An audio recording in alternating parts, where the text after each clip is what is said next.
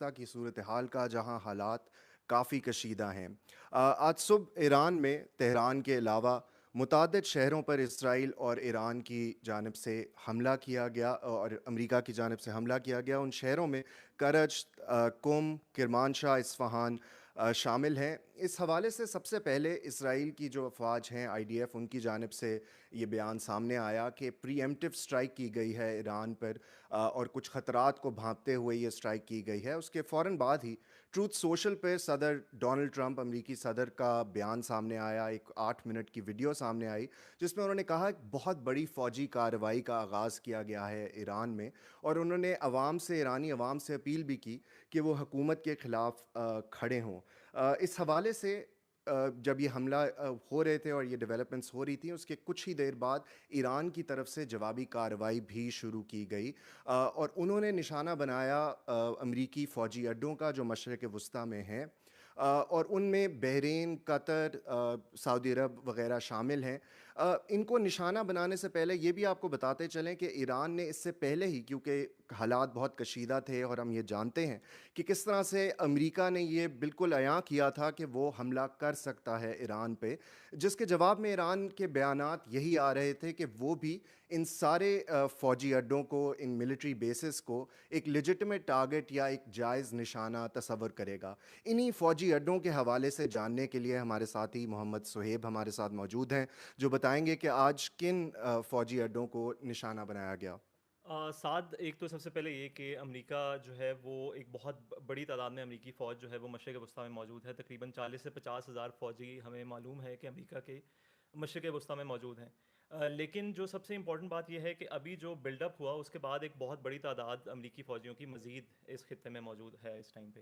اگر ہم میپ پہ دیکھیں تو ہم آپ کو دکھا سکتے ہیں کہ شام سے لے کے عمان تک آپ کو متعدد جگہوں پر امریکی فوجی موجودگی نظر آئے گی۔ ان میں سے ایسے اڈے بھی ہیں کہ جو مکمل طور پر امریکہ کے زیر انتظام ہیں، اور ایسے بھی ہیں کہ جو ان ممالک کے ہیں لیکن وہاں پہ امریکہ کی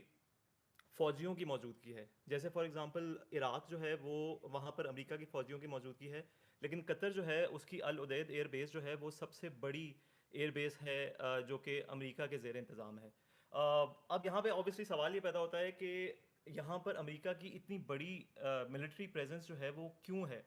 اور آپ یہ دیکھ بھی سکتے ہیں کہ ایران جو ہے وہ ایک طرح سے یہاں پہ آپ کو انسرکل ہوتا ہوا دکھائی دیتا ہے یہاں پہ۔ سو اس بارے میں جب ہم نے ماہرین سے بات کی تو انہوں نے ہمیں یہ بتایا کہ کیونکہ امریکہ ایک عالمی طاقت ہے اور وہ اپنے آپ کو ایک police man of the world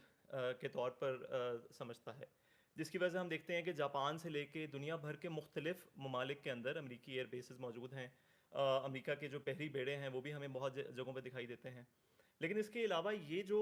خطہ ہے یہاں پر اسرائیل کی موجودگی جو ہے وہ بھی ایک بہت بڑی وجہ ہے کہ امریکہ کی اتنی ساری بیسز یہاں پہ ہیں۔ سو اسرائیل جو ہے وہ کیونکہ امریکہ کا ایک بہت دیرینہ اتحادی ہے، اور امریکہ یہ چاہتا ہے کہ وہ اس خطے کے اندر جو طاقت کا توازن ہے اس کو اسرائیل کے حق میں کسی طرح سے موڑ سکے۔ سو ماہرین کے مطابق کیونکہ اسرائیل ایک چھوٹا ملک ہے اور اس کی اسٹریٹجک ڈیپتھ اتنی نہیں ہے، اس لیے امریکہ کی یہ جو بیسز ہیں یہ اسرائیل کو وہ مچ نیڈڈ اسٹریٹجک ڈیپتھ جو ہے وہ فراہم کرتی ہیں۔ آپ نے پچھلے سال دیکھا ہوگا کہ جب ایران کی جانب سے اسرائیل پر میزائل حملے کیے جاتے تھے تو وہاں پر جو بیچ میں ایسی امریکی بیسز موجود ہوتی تھیں وہیں پہ ان کو کئی میزائل اور ڈرونز کو جو ہے وہ انٹرسیپٹ کر لیا جاتا تھا۔ سو یہ بھی ایک بہت بڑی وجہ ہے کہ امریکہ یہاں پہ موجود ہے۔ باقی اس کے علاوہ یہ بھی یہاں بتانا اہم ہے کہ جو گلف کنٹریز ہیں وہ ان کا اور امریکہ کا ایک سیکیورٹی ایگریمنٹ بھی ہے۔ سو جہاں پہ امریکی بیسز ہیں وہ امریکہ وہاں پہ ان ممالک کو جو ہے وہ ایک سیکیورٹی گارنٹی بھی دیتا ہے۔ چلیں، بہت شکریہ، کیونکہ ہم یہ سمجھنے کی کوشش بھی کر رہے ہیں کہ یہ جو فوجی اڈے ہیں ان کی امریکہ کے لیے کیا اہمیت ہے، لیکن اس حوالے سے کیونکہ ان گلف سٹیٹس، اور ہم جب مشرق وسطیٰ میں ان ممالک کی بات کرتے ہیں جہاں پہ یہ حملے کیے گئے، ان کی حکومتوں کی جانب سے پھر بھی ان حملوں پر ایک تو مذمتی بیان بھی سامنے آیا ہے۔ UAE نے جو کہا ہے وہ یہ کہ وہ اس کا جواب بھی دے سکتے ہیں۔ تو ہم دیکھ رہے ہیں کہ جو سچویشن ہے وہ اس وقت کافی بگڑتی جا رہی ہے، لیکن ہم اس پوری نہج پہ کیسے پہنچے ہیں، ہمیں اس پہ جانے کے لیے یہ سمجھنا پڑے گا کہ پچھلے سال بھی آپ کو یاد ہوگا کہ کیسے امریکہ نے بھی ایران پر حملہ کیا تھا، اس کی جوہری تنصیبات کو نشانہ بنایا تھا، جس کے بعد صدر ٹرمپ نے آ کر یہ بھی کہا کہ ان کی تنصیبات کو مکمل طور پر تباہ کیا جا چکا ہے۔ لیکن ابھی ہم دیکھ رہے ہیں کہ اس سال اور پچھلے سال سے جو ایک احتجاجی مہم سٹارٹ ہوئی، ہم دیکھتے ہیں کیسے ایران میں بہت سے لوگ کھڑے ہوئے رجیم کے خلاف، جس کے بعد صدر ٹرمپ نے ایک دفعہ دوبارہ جوہری معاہدے کی طرف ایران کو دھکیلنے کی کوشش کی کہ وہ جلد از جلد اس جوہری معاہدے کو سائن کرے، اور اس کے اب تک 3 دورے ہو چکے ہیں۔ جو 3 دور ہوئے ان مذاکرات کے، اس میں کوئی خاطر خواہ جو ہے وہ آگے پیش رفت نظر نہیں آئی، بلکہ ہم نے یہ بھی دیکھا کہ صدر ٹرمپ نے یہ بھی کہا کہ وہ اس میں مطمئن نہیں ہے ایران کی جانب سے جو وہ کر رہے ہیں۔ کچھ جو مطالبات اس میں سامنے آئے وہ یہ بھی تھے کہ ایران جو ہے اپنا میزائل پروگرام اس کو بند کرے، جس پہ ایران نے انکار کر دیا کہ اس پہ جو ہے وہ بات نہیں کی جا سکے گی۔ اس میزائل پروگرام پہ ہم اب بات کریں گے اپنی ساتھی سارہ عتیق سے، اور سمجھنے کی کوشش کریں گے کہ یہ میزائل پروگرام آخر ہے کیا۔ ایران کا اس وقت کہا جاتا ہے، جو امریکہ کا جو ڈائریکٹریٹ آف نیشنل انٹیلیجنس ہے، اس کے مطابق ایران کے پاس خطے میں سب سے زیادہ میزائل کا اسٹاک پائل ہے۔ جو صدر ٹرمپ ہیں، انہوں نے آج بھی اپنے بیان میں یہ الزام عائد کیا کہ جو ایران ہے وہ انٹر کانٹیننٹل، یعنی کہ ایک کانٹیننٹ، ایک بڑے صغیر سے لے کے دوسرے کانٹیننٹ تک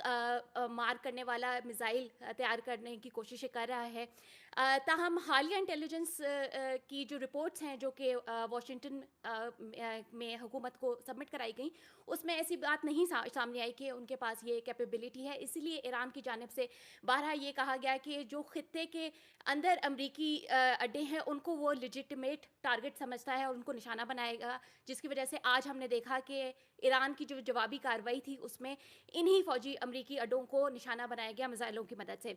اگر ہم ایران کی میزائل کے پروگرام کی بات کرتے ہیں تو جو میزائل ہیں وہ زیادہ تر چھوٹے اور درمیانے درجے کے حد تک مار کرنے کی صلاحیت رکھتا ہے، جس میں 1000 سے کم کلومیٹر سے کم مار کرنے والے فتح جو ہے میزائل ہے وہ بھی شامل ہے۔ جو سب سے دور تک مار کرنے والا جو صلاحیت ہے ایران کے پاس، وہ سجل وہ ہے میزائل، جو کہ 2500 کلومیٹر تک جو ہے مار کر سکتا ہے۔ ہاں، ہم نے پچھلے سال اور اس سے پہلے جو ایران کے تنازعات تھے اپنے مشرق وسطیٰ کے ممالک کے ساتھ، اس سے ہمیں پتہ چلتا ہے کہ ایران کی کیپیبلٹیز ان کو نشانہ بنانے کی ہیں، جس میں ہم نے دیکھا کہ لاسٹ ایئر ہم نے قطر پہ حملہ کیا گیا ایران کی جانب سے، جب اسرائیل کی جانب سے ایران کو نشانہ بنایا گیا۔ اس کے علاوہ ہم نے دیکھا اسرائیل، عراق، جارڈن، ان ممالک کو بھی ایران نے اپنے میزائلوں کے ذریعے جو ہے نشانہ بنایا۔ اس سے تھوڑی پہلے کی بات کریں تو پاکستان اور ارامکو کا، سعودی عرب میں ارامکو کی جو آئل فیکٹری ہے، ان کو بھی میزائلوں سے نشانہ بنایا گیا۔ تو ہم اب تک یہ جانتے ہیں کہ اسرائیل کے پاس، ایران کے پاس جو میزائل پروگرام ہے، ان میں اس کو جو مشرق وسطیٰ کے جو ممالک ہیں ان کو جو ہے نا نشانے بنانے کی اس میں صلاحیت ہے۔ بہت شکریہ سارہ۔ ہم ظاہر ہے کیونکہ اب یہ ایک بہت ڈیولپنگ سٹوری ہے، ہم دیکھ رہے ہیں کس طرح سے ابھی تک ہلاکتوں کا فگر، کیونکہ نیٹ بلاکس کے مطابق اس وقت ایران میں جو انٹرنیٹ ہے اس کی بندش دیکھی جا رہی ہے، اور اس وقت جو حملے پہ ہم دیکھ رہے ہیں دیگر ممالک میں، وہ بھی اس طرح سے چل رہے ہیں۔ فرینک گارڈنر جو بی بی سی کے سیکیورٹی کورسپونڈنٹ ہیں، اس حوالے سے ان کا تجزیہ یہی ہے کہ بے شک اس طرح کے فلیئر اپس، یا ہم نے دیکھا کہ کس طرح کشیدگی بڑھی ہے گزشتہ سال بھی، لیکن ان کا یہ کہنا کہ کس طرح دیگر ممالک کو اس میں انوالو کرنا، شاید جو سیکیورٹی سچویشن ہے وہ اس سے زیادہ بگڑ سکتی ہے۔ آپ اگر اس بارے میں مزید جاننا بھی چاہتے ہیں تو ہمارا ویب سائٹ پہ آئیے، کیونکہ ہم اپنے لائیو پیج کو اس حوالے سے بالکل اپڈیٹ کر رہے ہیں، ویڈیوز بھی ہم اس حوالے سے لگا رہے ہیں، تو آپ جڑے رہیے اور جانیے کہ کس طرح سے مشرق وسطیٰ میں یہ سچویشن ڈیولپ ہو رہی ہے۔